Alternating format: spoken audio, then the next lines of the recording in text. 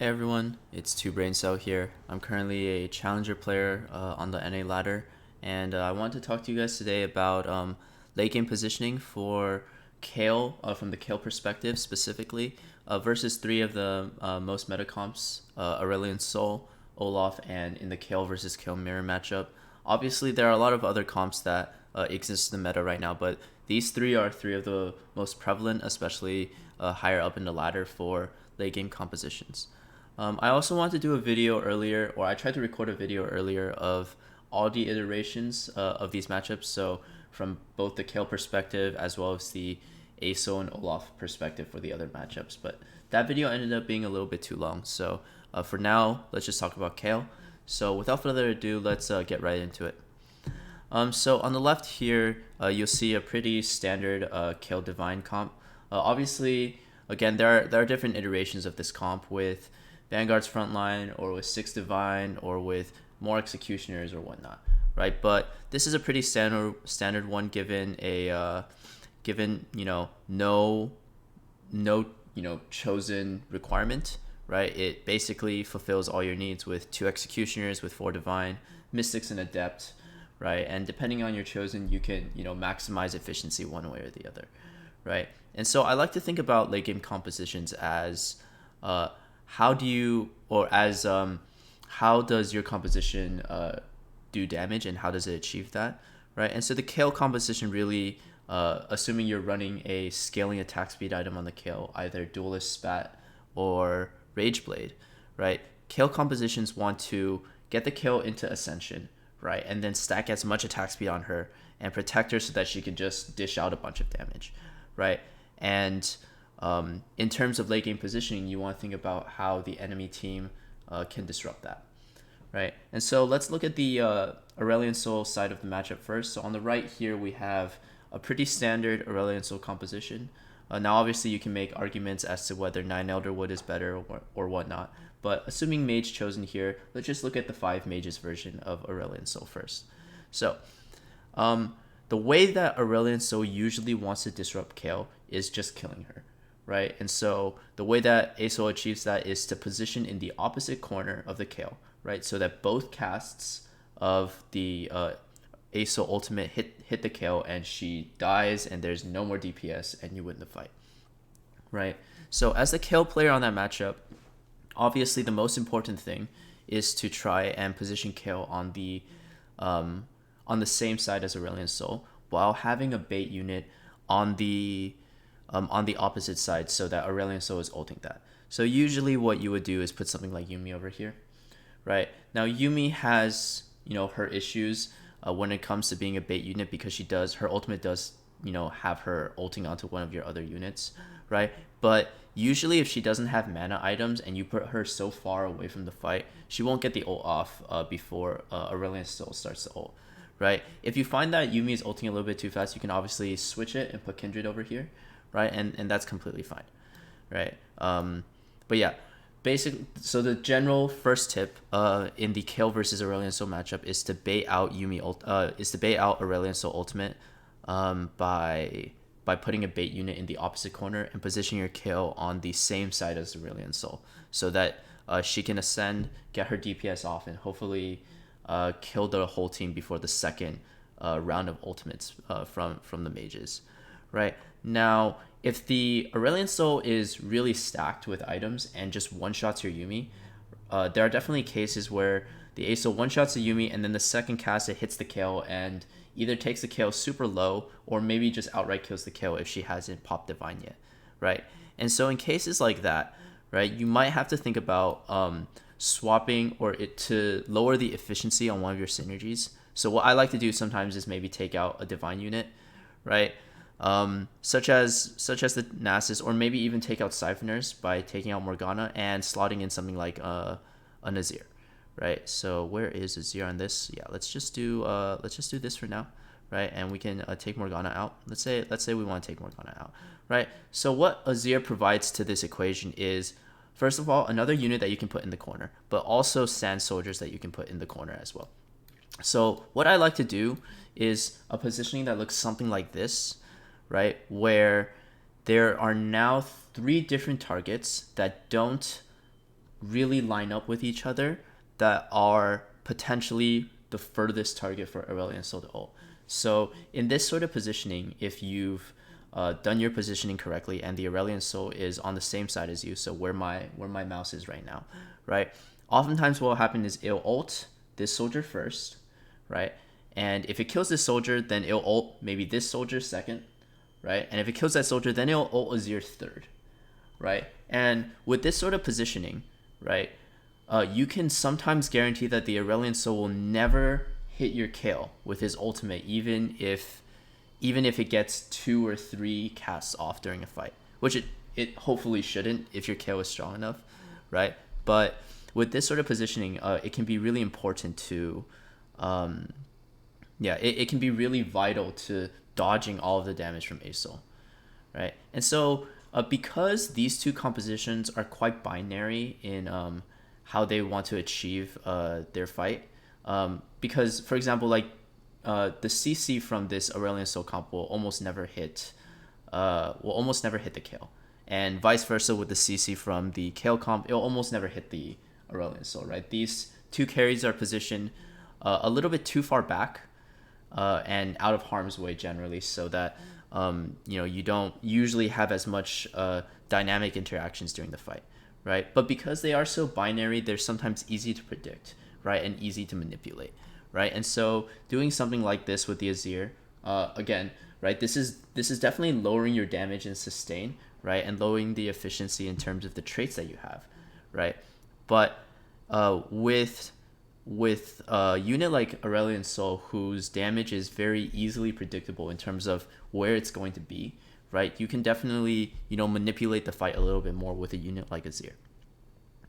All right, so let's talk about the Olaf matchup now. So the Olaf matchup is a little bit more dynamic because Olaf generally likes to run more CC in his composition, right? And so on the right over here, we have a pretty standard Olaf composition, with which I personally like a lot, right? So assuming you get some sort of Vanguard chosen, I really like this Vanguard's front line with a potential Dragon Soul and with potential Dragon Soul as well as Slayers in the composition, right? And the reason why this fight is a lot more dynamic is because of Aatrox and Sejuani as units, as well as Aurelion Sol as like a supplementary damage unit, but we can talk about that afterwards. The thing we should focus on right now is Aatrox, Sejuani, as well as what Olaf wants to achieve in the fight, right? So as a general rule of thumb and from personal experience, Kayle, if it's running an attack speed stacking item like Duelist Spat or Rage Blade,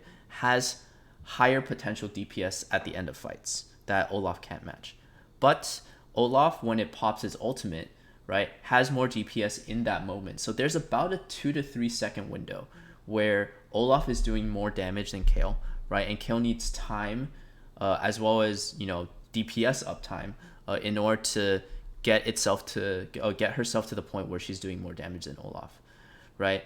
And in order to do that, you want to either do one of two things against the Olaf player, right? You either want to one-shot the Olaf, regardless of whether it has Geo or not, right? You either want to one-shot the Olaf before it can really pop its ultimate and start getting massive DPS and healing off, right? Or you want to CC the Olaf at the beginning of fights so that it takes a lot longer for him to get his DPS off, right? And so let's talk about the first option first, which is to one-shot the Olaf, right? And this can generally only be done if you have a pretty stacked Kindred. So for example, if you have Kindred with Zeke's and Jewel Gauntlet, or somehow you have like Jewel Gauntlet IE on the Kindred because you have some leftover items, right? This could be a pretty good option where you can position the Kindred directly in front of the Olaf. So maybe even sacking this current positioning and putting her closer to the front line or just right in front of the Olaf somehow, so that she guarantees to get a jump onto the Olaf at the very beginning of the fight, so that he's really low, has his healing reduced right at the beginning, and isn't really able to get the sort of fight that he wants, right?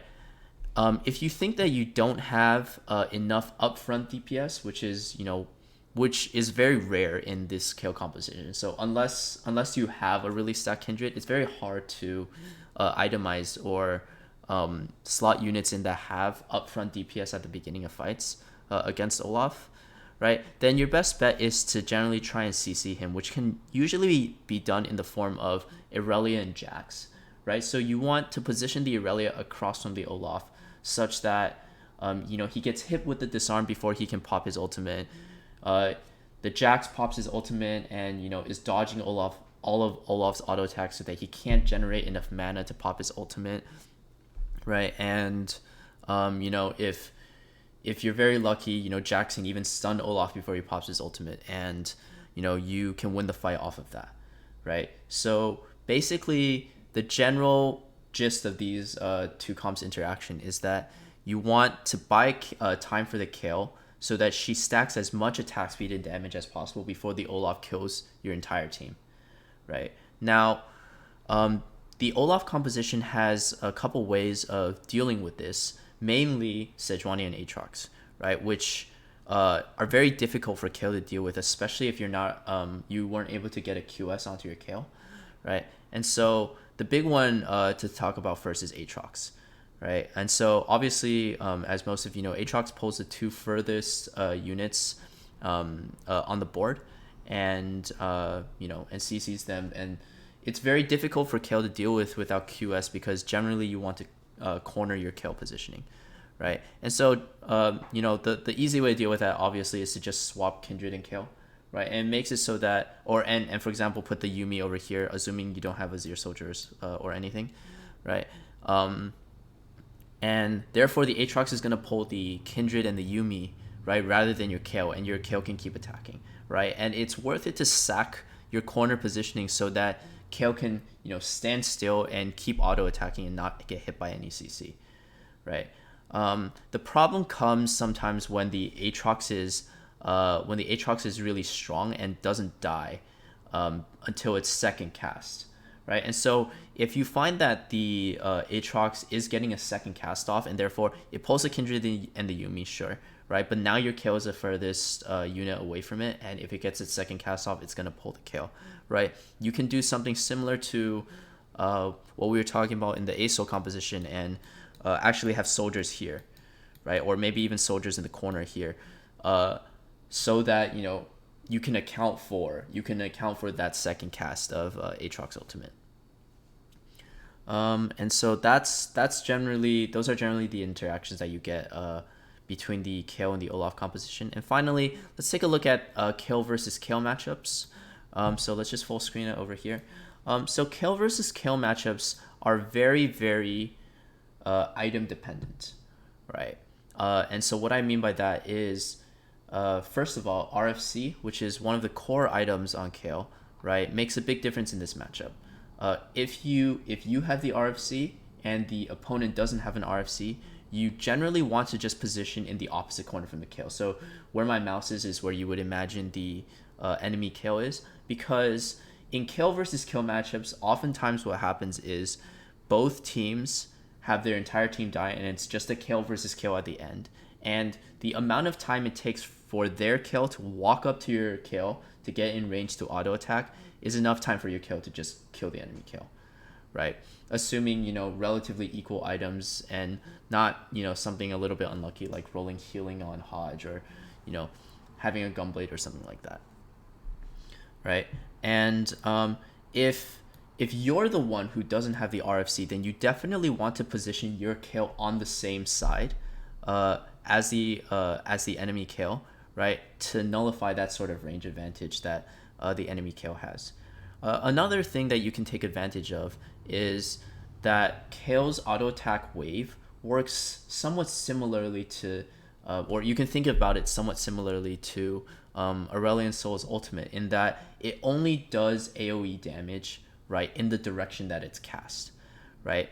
And so against like big clumps, that's very effective because it just hits everybody, right? But you can also take advantage of that mechanic by, for example, if you have the Kayles on the same side, right? So let's say you're in a situation where you both have stacking attack speed items, such as Rage Blade, right? So you both have Rage Blade, They have an RFC, you don't. You have something like, let's say, a Giant Slayer, right? Some attack speed item, but no range, right? And a little bit too negligible in the damage difference for it to matter. So basically, their Kayle has the advantage if they position opposite of you.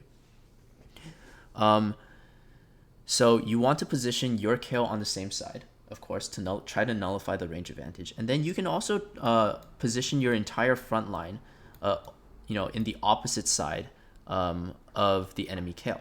Let's say it looks something like this, for example, right? And if you think about it, the Kayle is going to be hitting your front line, right? And missing your backline units, your Kayle and your Kindred the whole time up until it kills all of these frontline units, right? And so that buys time for your Kayle to do more effective AoE damage to their entire team, right? While the enemy's Kayle is trying to kill your frontline, right? And again, Azir actually works pretty well in this sort of scenario by having bait units here, right? More targets for the enemy Kayle to hit, right? While your Kayle is trying to get more DPS off, right? And so that's about all I have when it comes to some basics in terms of late game positioning. Obviously, everything is very item dependent. If you run a QS, you can nullify a lot of advantages that or a lot of tricks that the enemy can try with CC and everything. But yeah, that's about all I have in terms of general tips. Thank you guys all so much for watching, and I'll hopefully get back to you guys soon with more positioning guides from the Olaf perspective and the Aurelion Sol perspective.